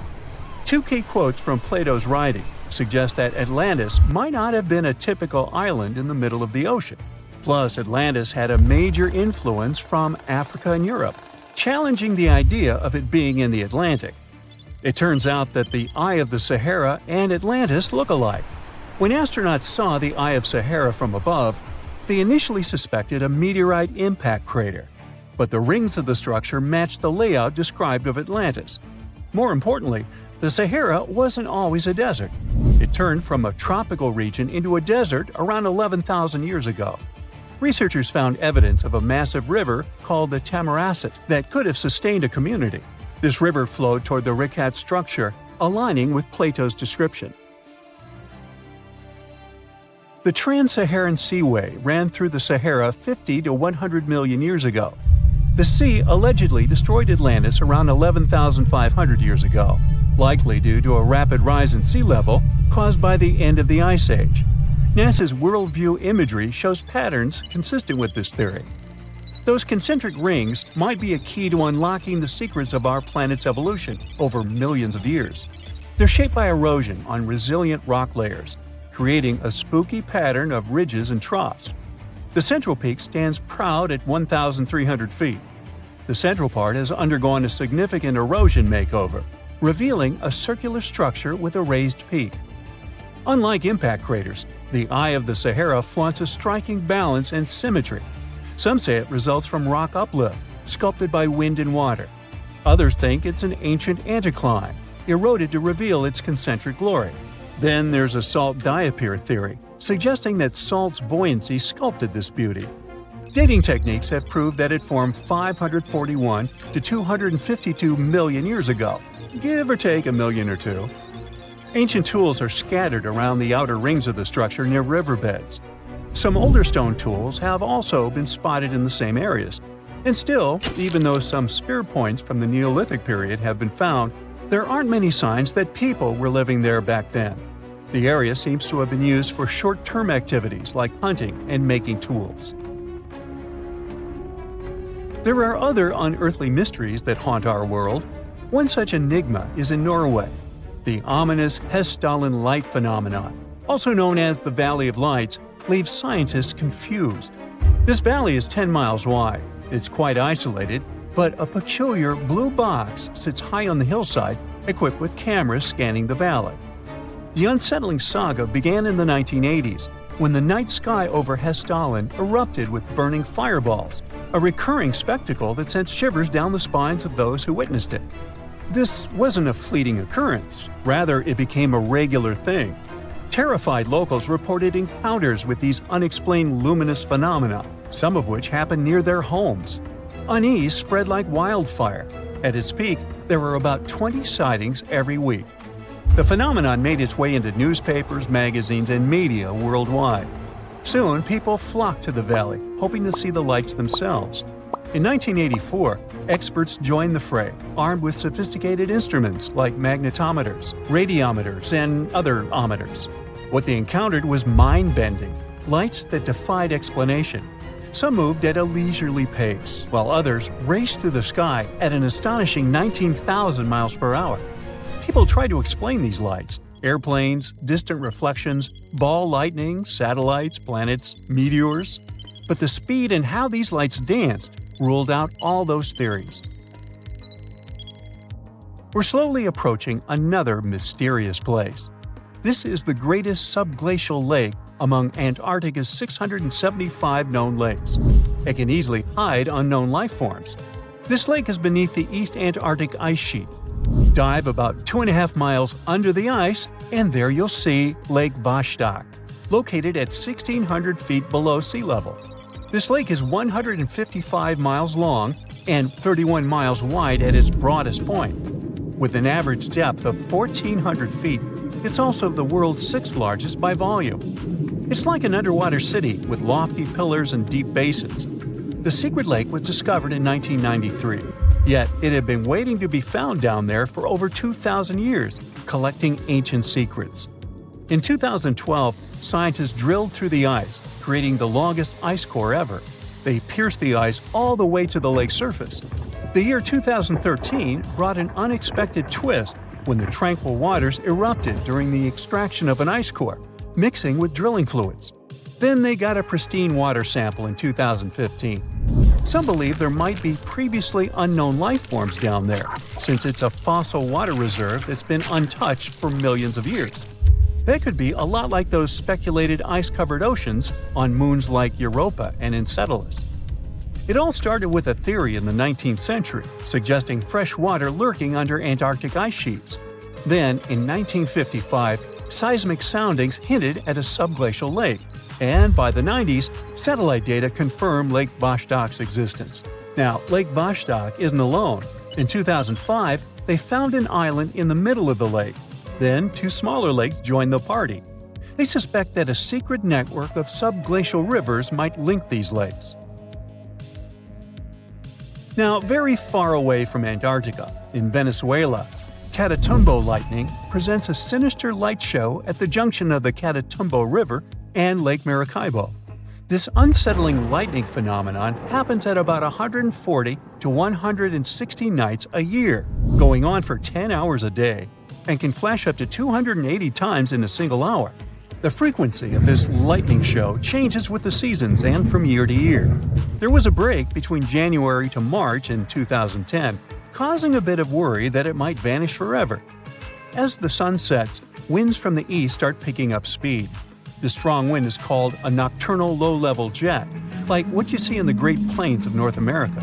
These winds bring moisture, mostly from the Caribbean and the lake itself. This humid air hits high mountain ridges, causing thunderstorms to form over the mountains. Thanks to the ongoing wind situation, more thunderstorms appear as the night goes on. This pattern repeats itself, and is why this area has the highest annual lightning rate globally. The next place scientists cannot explain is in China. That is the Longyu Caves. They have lofty slanted roofs and sturdy pillars. The spot remained hidden for centuries. These human-made caverns, built around 2,000 years ago, decided to reveal themselves only in the 90s. Local farmers drained some ponds and unveiled 5 massive caverns.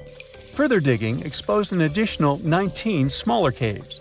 They range from 60 to 110 feet in width and 26 to 50 feet in height. Archaeologists found historical relics from the reign of Emperor Zhuan of Han, dating back to over 2,000 years ago. Now, how did these caves survive for more than 2 millennia without falling apart? No ancient records explain the way they were crafted either. The walls show chisel marks, hinting at some layer-by-layer chiseling action, but the exact construction process is still a head-scratcher. You are lost deep within the jungle in the Yucatan Peninsula in Mexico. There are strange noises all around you, and to make it worse, the sun is setting. Soon, you'll be alone in the middle of an unknown rainforest. Guess it was a pretty bad idea to come looking for El Dorado on your own, wasn't it? You keep walking as fast as you can, when suddenly, wait! What's this you're seeing? It looks like large stairways made out of stone. This definitely doesn't look natural, so you take a picture. Maybe you didn't strike gold, but you might have just found something relevant. Congratulations! You found Akamtun, a long-lost Mayan city, hidden 37 miles into the jungle. The name literally translates to stone column. Stone was probably in at the time, so these guys used a lot of it to build their pyramids, houses, and even ball courts. If you ever thought that Europeans invented ball games, think twice. Mayans loved to play ball games for recreational purposes. Akamtun is part of a series of other long-lost Mayan cities that are being discovered with the help of new technology nowadays. We'll talk more about the other ones in a jiffy. Perhaps the biggest surprise of this one is that it was surrounded by wetlands, which is why the city was built on high ground. The city was monumental, covering an area of over 120 acres. That would be as big as 90 football fields right next to each other. Scientists have found proof that Akamtun had pyramids of up to 49 feet high, and that it was likely an important social hub between 250 and 1000 CE. This is definitely a game changer. But lost Mayan cities began to be unearthed in the 19th century. Modern technologies, such as LiDAR imaging, help archaeologists see through dense canopies of the forests. This means that people don't really have to risk getting lost in the tropical jungle like you did at the beginning of this video. LiDAR works sort of like an X-ray. It sends out laser beams that can detect any signs of ruins or ancient constructions. According to space archaeologist Sarah Parchak, satellite imagery has been a key player in discovering ancient cities in South America, Egypt, and other places. Sarah herself spends most of her days scouring images for any signs of where there could have been cities long ago. She says that more often than not, what happens is that ruins are covered by vegetation, soil, or sand, which makes them super tricky to find. But thanks to these awesome tools, scientists also made the huge discovery of ancient Mayan causeways, which spread throughout old Mayan territories. I mean, take a look at these roadways. You'd expect to see ruins like this in places such as Portugal, England, or the United States. I'm talking about 130 feet wide roads painted white to help travelers journey through the nighttime. Scientists recently unearthed a 110-mile network of roads such as these, and they think this dates back to before the first registered Mayan highways we've known so far. These roadways, which sometimes ran over the swampy ground and were even elevated at times, are being called the world's first superhighways. Even if there is no registry of animal-powered vehicles, it's believed that the Maya used them to travel around a network of possible 964 settlements. They were built like a huge spiderweb, and from what archaeologists have gathered, this huge system of roads worked to connect a big system of economic and social interactions between Mayan cities. This completely debunks the traditional idea that the Mayan pre-classic period, which dates back to 2000 BCE, was made of small, tribal settlements. Imagine the manpower and engineering ability you need to muster to build something close to these white highways. Scientists believe that these causeways were built pretty much the same way as the Mayans built their pyramids, with a mixture of mud and quarry stone. Oh, and using several layers of limestone to make them white. That's pretty cool, right? But let's take a few steps back for a moment to get some context. The Mayans were one of the biggest pre-Columbian civilizations living in the Americas. Until now, experts believe that at its apex, the Mayan civilization consisted of over 40 cities with a population of millions of people. That's a lot of folks. Their civilization spanned Mexico's Yucatan Peninsula, Guatemala, and Belize. And they survived mainly on agriculture. The thing is, the Yucatan Peninsula was an extremely difficult place to grow crops. So the Mayans had to develop a complex irrigation system in most of their cities. They built a series of ceremonial buildings, pyramids, and plazas. The Mayans might have been keen pyramid builders, but they also developed an advanced astronomical system. With whatever ancient technology they had, they were able to predict the exact location of planets such as Venus and Mars, as well as the exact dates of eclipses. If you've ever seen examples of ancient Mayan cities, this is Tikal. Located at the heart of the Guatemalan jungle, Tikal is believed to have been the capital of the ancient Mayan conquest state. At its height, it was comparable in importance to cities such as London or New York in today's world. It's composed of a series of complex monuments.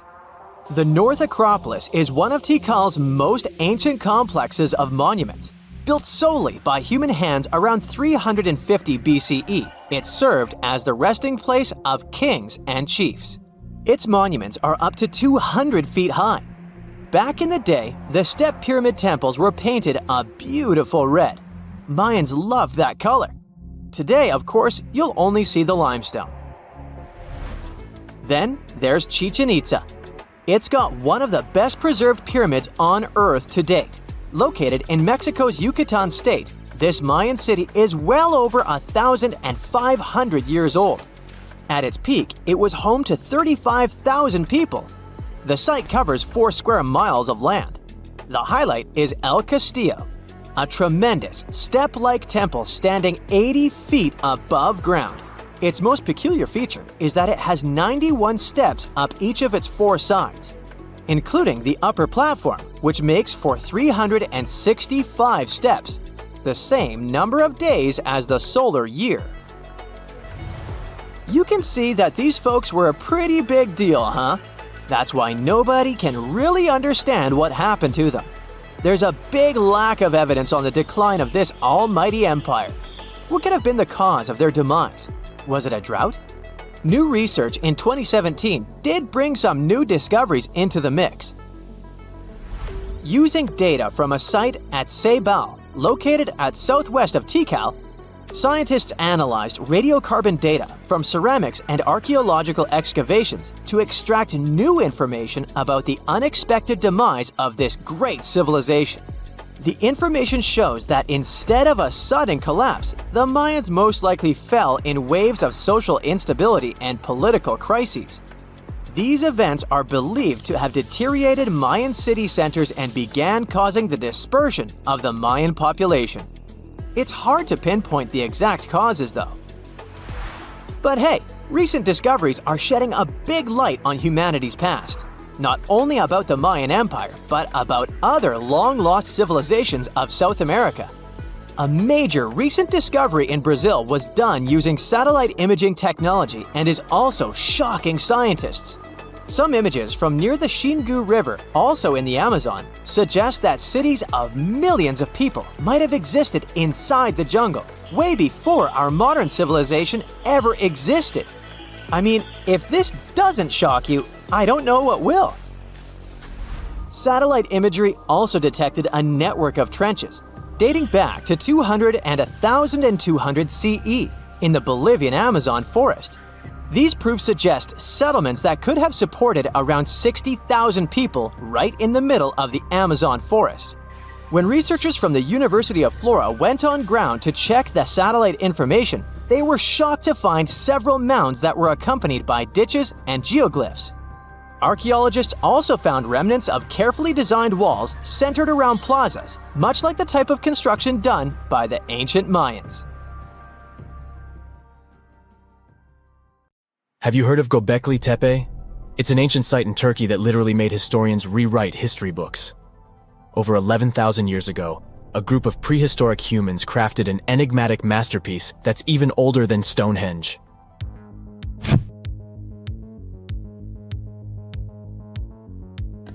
Before its discovery, archaeologists believed that people didn't know about iron and weren't good at making pottery. They were sure that settled life only emerged with the need for agriculture. But Göbekli Tepe changed this belief.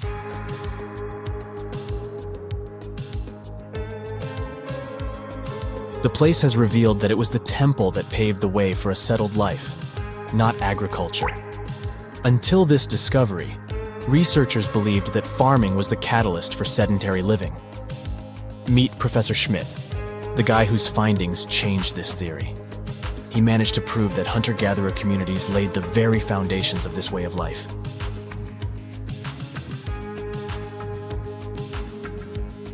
Back in the 1960s, other archaeologists visited the area, but they totally missed the mark.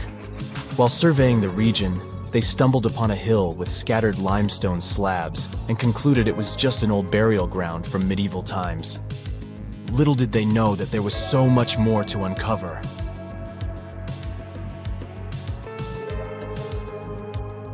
In 1994, Schmidt embarked on his own survey of prehistoric sites in the area. Surprise! He instantly realized he had discovered something truly extraordinary. Unlike the nearby flat and barren plateaus, Göbekli Tepe had a gently rounded top, rising 50 feet above the surrounding landscape. Funny enough, the translation of this place's name is Potbelly Hill. Schmidt was sure only humans could have made something like this.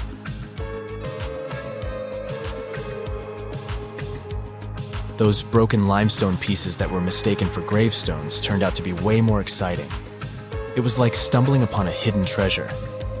The pieces took on a whole new meaning, and Schmidt with his team was about to dive into the secrets waiting beneath the surface. To their surprise, they found no traces of a settlement, no hearths for cooking, no houses, and none of those adorable clay figurines commonly found in nearby sites of similar age. However, they uncovered that those ancient people used tools like stone hammers. So, Schmidt and his team put their heads together and took a wild guess at the age of Göbekli Tepe's stone structures. Their estimation got backed up by some limited carbon dating done right at the site. The ancient vibes of this place were finally starting to make sense. It was like a puzzle slowly coming together.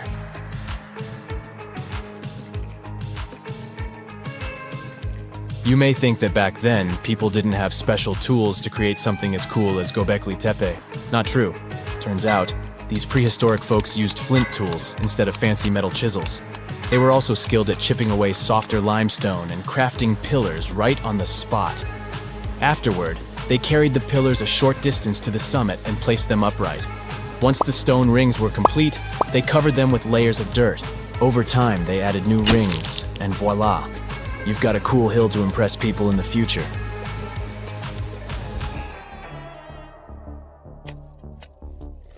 During their first year of excavation, the team went through 15,000 pieces of animal bones from wild creatures.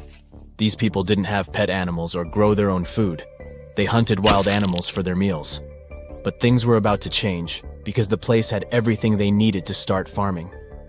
Scientists say they had wild sheep and wild grains that could be domesticated.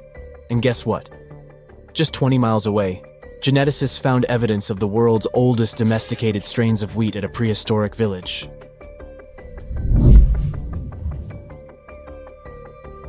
These amazing findings have completely changed how we view civilization. In the past, experts believed that people needed to learn how to farm and settle in one place before they could build temples and develop complex societies. But guess what? Schmidt's research flips that idea on its head. He claims that the incredible effort put into constructing these astonishing structures actually set the stage for the development of advanced societies. It means that societal and cultural changes happened before agriculture. Schmidt has this fascinating hypothesis about Göbekli Tepe. He thinks it could have been a special burial site where people left their loved ones. And here's the twist. The burial site was adorned with fancy statues and symbols representing deities from the spiritual realm. The idea that Göbekli Tepe could have served as a sacred place adds another layer of complexity to the whole story. While the site's true purpose may remain elusive, Schmidt's insights invite us to consider the profound interplay between life and the afterlife, and the deep reverence ancient hunter-gatherer societies may have had for their departed ancestors. Now let's talk about the stars of the show, the mesmerizing T-shaped columns that dominate Göbekli Tepe. These mysterious structures range from 10 to 20 feet tall and most likely represent stylized human figures. But one figure stands out from the rest, the three-dimensional lion relief. This depiction really fires up our imagination. Why? Because it hints at the possibility that lions roamed Anatolia during the Neolithic period.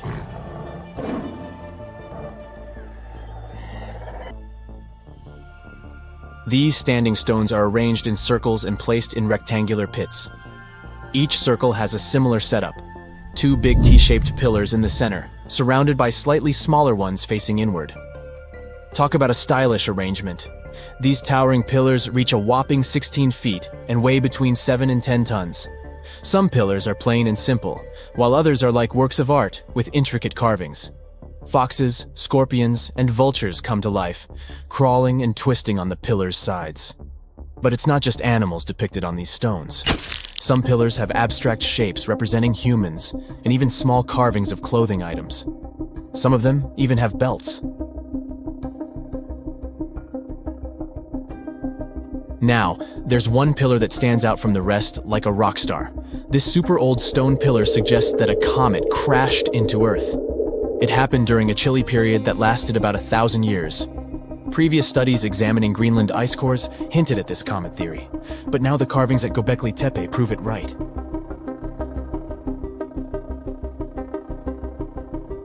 The carvings on the pillars are like a historical comic strip. They even show a headless human figure. Researchers fed the images into a computer and discovered their connections to constellations, indicating that this temple might have been an ancient observatory.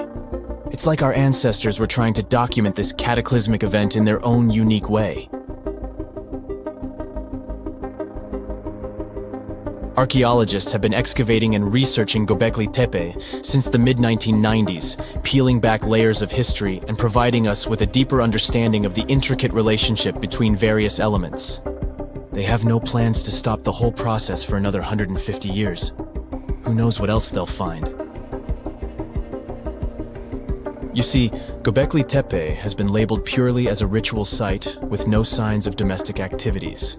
We were led to believe that the absence of water meant it couldn't support semi-sedentary communities. But scientists believe it's time to shake things up and approach Göbekli Tepe with fresh eyes. It's time to question what we believed before and use new evidence and different ways of thinking. Like, there might have been a group of people living in the area who didn't stay in one place all the time. They moved around a bit but still had their own civilization, living in the area semi-sedentarily. Göbekli Tepe is not just home to a single temple, but an astounding collection of over 20 ancient structures. As archaeologists delve into the depths of this wonder, they are unraveling its unique layout, featuring two prominent focal points at the heart of each establishment, complemented by smaller structures and dividing walls. What's even crazier is that in this area, there are over 200 obelisks, which are narrow tapering monuments. It's the first day of your long-awaited trip to the Amazon forest. You flew all the way to South America. More specifically, you landed in the city of Manaus. It's the heart of the Brazilian Amazon. So far, you've traveled by air, car, and now water. You are on a tiny boat, moving through the dark waters of the Amazon River. Yes, the river is also called the Amazon. And just FYI, it's the second longest river in the world. It loses only to the Nile River in Egypt. The Amazon sprawls for an impressive 2,700 square miles, beginning in Peru and ending only when it meets the Atlantic Ocean off the coast of Brazil. To get a closer look at the forest, you decide to start by exploring it by boat. First up, you watch some piranha fishing. You can even try to catch one yourself if you like. As you may know, piranhas are carnivorous fish that inhabit the Amazon River, so it might not be your best option to go swimming in these waters. One of the most emblematic species of alligators present in the Amazon River basin is the broad-snouted caiman. It looks pretty much like a regular alligator, except for the fact that it has a yellow chin. Your guide leaves the boat and searches the water to show you a caiman up close. He also tells you of another legendary creature that lives in the dark waters of the river, the pink dolphin. Lucky you get to witness a family of pink dolphins showing their fins near your boat. They look magical from the place where you're sitting. You've probably never known dolphins can be pink, huh? After a few mesmerizing moments, you discover that the dolphin's pink color is nothing but an illusion. The animals are originally pinkish-gray, but due to the brown colors of the Amazon River, they look vivid pink when you stare at them from above. Your guide tells you that the pink dolphin is a central character of Brazilian folklore. Locals believe that the pink dolphins can turn into humans and wander off into towns at night. You get off your boat near one of the entrances to the forest. Now you're going to continue your trip on foot. Your guide says that you are venturing into very dangerous terrain. The Amazon is home to some of the creepiest species of wildlife on the globe. But don't worry, we'll get to see a lot of them today. You've come prepared, of course. Bug spray, a raincoat, and your sharp eyes. Inside the jungle, you need to be alert at all times. You may have heard legends of the anaconda, a snake that can swallow animals as big as a cow in one go. Sorry to break it to you, but those are not just legends. Reptiles like these do actually exist. They live deep in the jungle. It right there, moving between the trees. Is it a spider? The so-called Goliath bird-eater is a monster spider. Its legs can grow up to a foot in length, and the spider itself can weigh around 6 ounces. It's also known as the king of tarantulas. You shouldn't get too close, of course. It's not venomous to humans, but its bite can surely sting. As its name suggests, the Goliath bird-eater can even eat birds, as long as they are smaller than it is. Up next, you run into another species of spider that draws your attention. This one is so tiny that you almost don't see it. It's known by the popular name of the decoy spider. You see one of its creations, a gigantic spider built by the tiny Cyclosa spider in order to scare off large predators. This is as amazing as it is creepy. A spider that uses the remains of other insects and dry leaves to create the image of a large spider on its web. If it fools predators, perfect! But to us humans, this work of art looks almost endearing. Who knew there were artists in the arachnid world? Near a small lake, you witness a unique scene. A large snake is slowly slithering its way toward a lizard that is resting on a rock. The lizard seems obvious to the presence of the dangerous reptile, but right as the snake is preparing to attack, the lizard flies the scene in its iconic way. The so-called basilisk lizard is famous for its ability to walk on water, or rather run across the water. This isn't an illusion, just a matter of balancing. The small lizard moves its legs on top of the water very fast, while its long tail serves as a counterweight. I wish I could do that. If you've ever wondered what a frog looks like on the inside, you've come to the right place. Right in front of your eyes, there is a rare local species of frog. It's known as the glass frog. This species of amphibian has a type of transparent skin that is completely see-through. In other words, you can see the frog's interior with astounding clarity. It's as if you had X-ray vision. Moving on with your journey, soon you come across a pond. Floating on its water is probably the biggest water lily you've ever seen in your life. These huge plants are also known as the Victoria Amazonica. They can measure up to 8 feet across and hold the weight of a grown-up person. But I wouldn't recommend trying to climb on it if I were you. Just cause, you know, it's the Amazon forest we're talking about. The wildlife here is amazing, but the forest itself is also a sight. There are over 80,000 species of plants and trees grown in the Amazon rainforest. In fact, you can find 10% of all the world's wildlife in this jungle. An estimated 400 billion trees grow on the gigantic area the forest occupies. Of course, this place is bound to be biodiverse, right?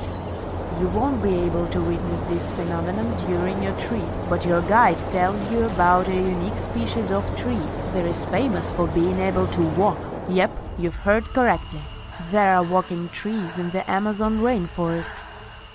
They don't have legs or anything like that, but they do move around in search of better lighting conditions. The Amazon canopy is so thick that only 1% of sunlight can reach the forest floor. Because of this, some trees end up getting less sunlight than others. The so-called walking palm trees seem to be adapted to this situation. They grow new roots, which helps them move for 1 to 2 inches per day. They can walk up to 65 feet per year. Maybe that's what inspired John Ronald Reuel Tolkien to create ants, huh? Those are pretty similar tree beings that roam freely around the world. I kid you not, it's not only wildlife that inhabits the Amazon. Actually, over 30 million people live in the forest. And there are also ancient settlements that scientists believe to have been thriving there. And I'm not talking about El Dorado, that's just a myth. But in 2018, a groundbreaking study showed that up to 1 million people probably inhabited the Amazon, between 1,250 and 1,500 CE. Can you imagine that? Working alongside local indigenous people, researchers from the University of Florida found several mounds in the Amazon. Besides these mounds, they also discovered interesting ditches and geoglyphs. After mapping all of these recurring mounds, scientists understood that this was a sign of an ancient settlement.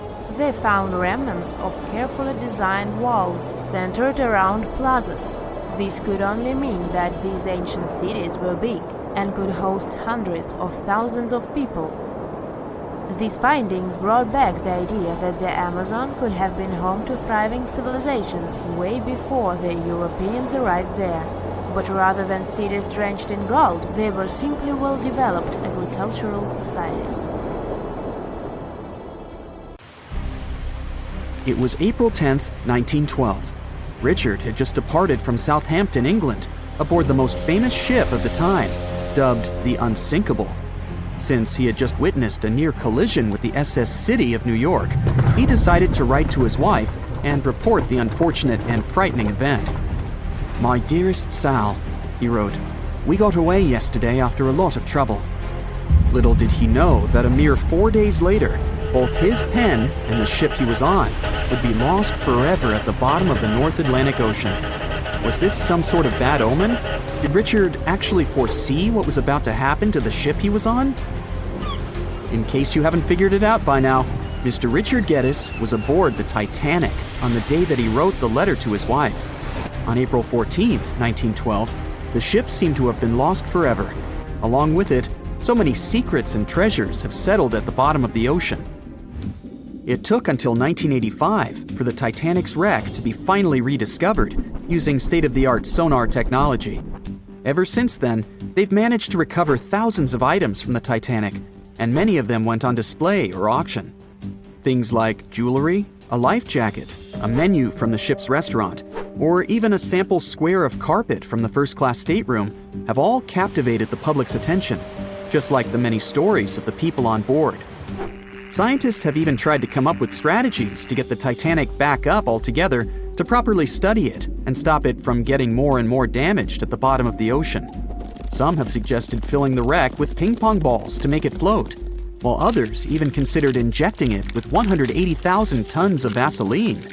Another idea was to use 450,000 tons of liquid nitrogen to trap it in an iceberg that would float to the surface. But they eventually had to let go of all these potential strategies since the Titanic is way too fragile to ever be recovered. The Titanic may be one of the most interesting ships lying at the bottom of the ocean, at least in popular culture, but deep-sea divers have a lot of other stories to share. Planes also sometimes find their way to the bottom of the ocean. Deep-sea divers in Oahu, Hawaii came across the wreckage of an F-4U Corsair plane. It seems to have crashed into the ocean in 1946, as it didn't have sufficient fuel. If you can dive deep enough, you might even stumble upon statues and lost artifacts, like those found in the world's only underwater archaeological park off the coast of Naples, Italy. It features the ruins of the ancient Roman city of Baia. The underwater statues found here are breathtaking, to say the least. In an ironic twist of events, some of the equipment we intended to use to get us to the moon was lost at the bottom of the sea for a very long time. But how did that happen? Beginning from the late 1960s and ending in the early 70s, many Apollo rockets were launched to orbit the Earth and the Moon. When reaching altitudes of about 38 miles, the first portion of the spacecraft, including the engines, needed to separate. People thought these components got destroyed or lost forever. But were they really? In 2012, a team of specialists discovered a bunch of rocket engines 14,000 feet off the coast of Florida. They have since gone through a 2-year renovation plan and are now on display at Seattle's Museum of Flight. Can you imagine stumbling upon a whole city underwater?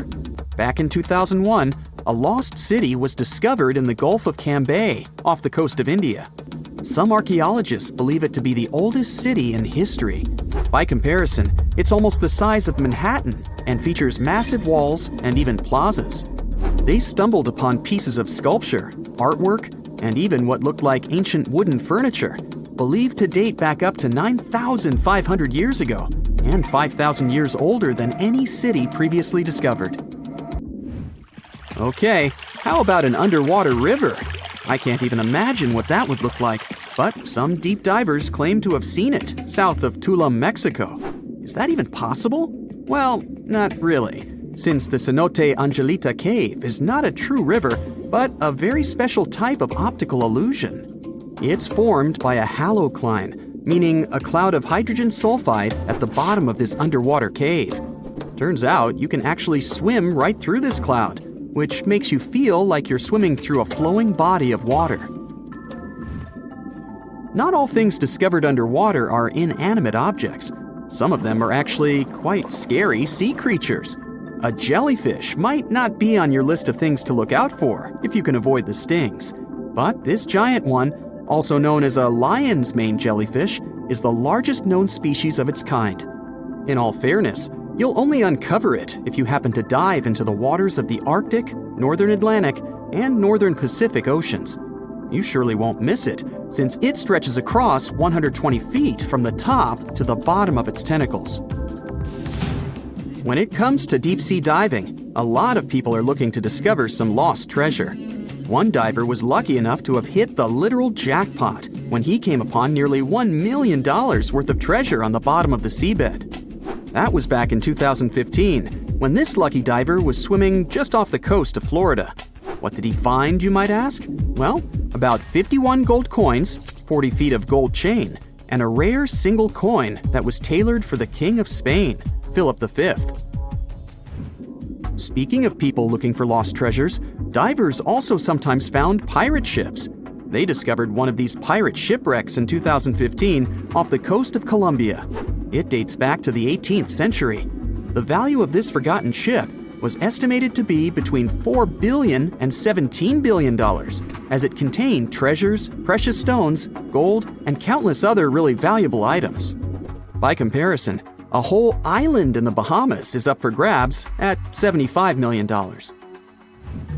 A computer is the last thing you'd ever expect to discover underwater, right?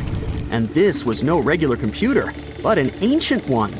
And yet, someone stumbled upon it between 1900 and 1901 on the spot of a shipwreck located off one Greek island. Researchers believe this weird stone contraption to be the earliest form of a computer. It was designed to serve many purposes, such as predicting astronomical positions and eclipses on the calendar. Since humanity lost most of the technology used back then, it was wonderful to rediscover it so many years later.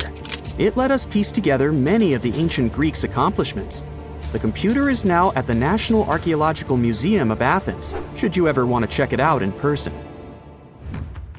This has to be one of the most mysterious places on Earth. It's called the Mariana Trench, and it's the deepest part of the Earth's oceans. We really don't know how deep it is, since it's so difficult to measure. But it's somewhere around 7 miles deep and 5 times longer than the Grand Canyon. They first studied this massive underwater hole back in 1875 using a weighted rope.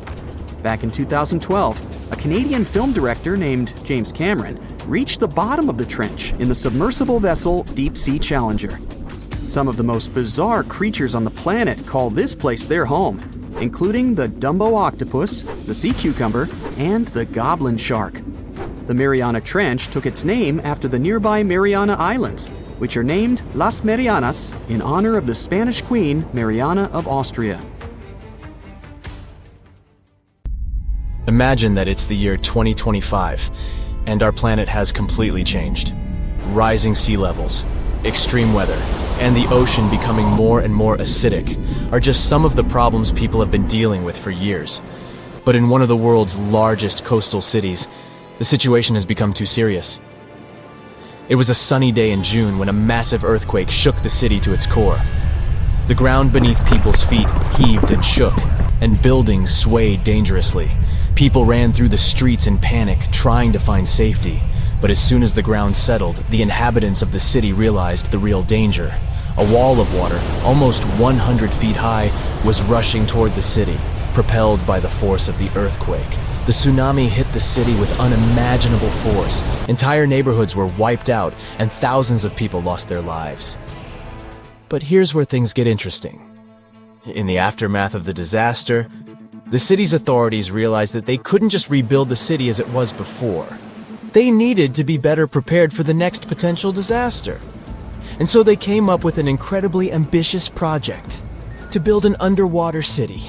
The goal was to create a self-sufficient, sustainable city beneath the ocean's surface that could withstand any natural disaster. The underwater city would be powered by renewable energy, using tidal power and underwater solar panels. It would be designed to withstand extreme weather and would have its own emergency response systems. The project attracted some of the world's top scientists, engineers, and architects. They worked tirelessly to design the city and carefully considered every aspect of the project. The underwater city would have everything that a typical city had, from schools and hospitals to stores and restaurants. There would be underwater farms where fish and other marine creatures could grow. The city would even have its transportation system, advanced submarines, and underwater tunnels connecting different parts of the city. The project became a shining beacon of hope for people. It showed that even in the face of disaster, we could come together to create something amazing. But as time went on, the project no longer seemed so perfect. The cost of the project turned out to be higher than planned. There were also concerns about how long such a project would exist. After all, the ocean is very unpredictable. And still, the team of scientists and engineers never gave up. After years of trial and error, they finally created the perfect underwater city, a marvel of engineering, a self-contained ecosystem that could sustain people indefinitely. The buildings were constructed from a material that could withstand the immense pressure at the bottom of the ocean, and the city itself was powered by a network of advanced hydroelectric turbines. It wasn't long before the first wave of colonists arrived at the underwater city. There were different people in this group, and each of them had their own reasons for choosing to live in this new world beneath the waves. Some were adventurers seeking a new world to explore, while others were hoping to escape natural disasters raging on dry land. But despite their differences, all these people shared a common goal: to build a new society, one that was in harmony with the natural world. The underwater city flourished, and new discoveries were made every day. The colonists developed new technologies and ways to tame the power of the ocean. They learned to farm the sea and started cultivating underwater gardens that provided them with a steady food supply. But living underwater was challenging. People felt isolated and even claustrophobic. The situation came to a head when a group of activists started to protest against the city's expansion plans.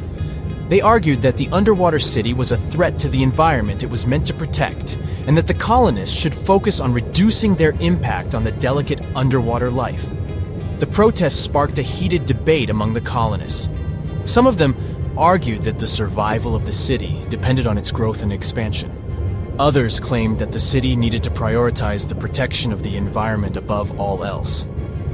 In the end, a compromise was reached. The city would continue to expand, but the main priority would be sustainability and a responsible attitude to nature. The colonists would do their best to reduce their impact on the environment by using new technologies and following strict conservation rules. And they would also remember the importance of protecting the ocean and its fragile ecosystem. Years went by, and the underwater city continued to thrive. New generations of colonists were born, and they grew up in a world entirely different from the one their ancestors had known. They never saw the world on the surface, but appreciated the beauty and complexity of the underwater world they called home. And as the years passed, the city became a symbol of hope for a world struggling with the devastating effects of climate change. It showed that despite all difficulties, people could come together to create a better world. It is a reminder that the future is not set in stone, and that we can build it sustainably and in harmony with the natural world.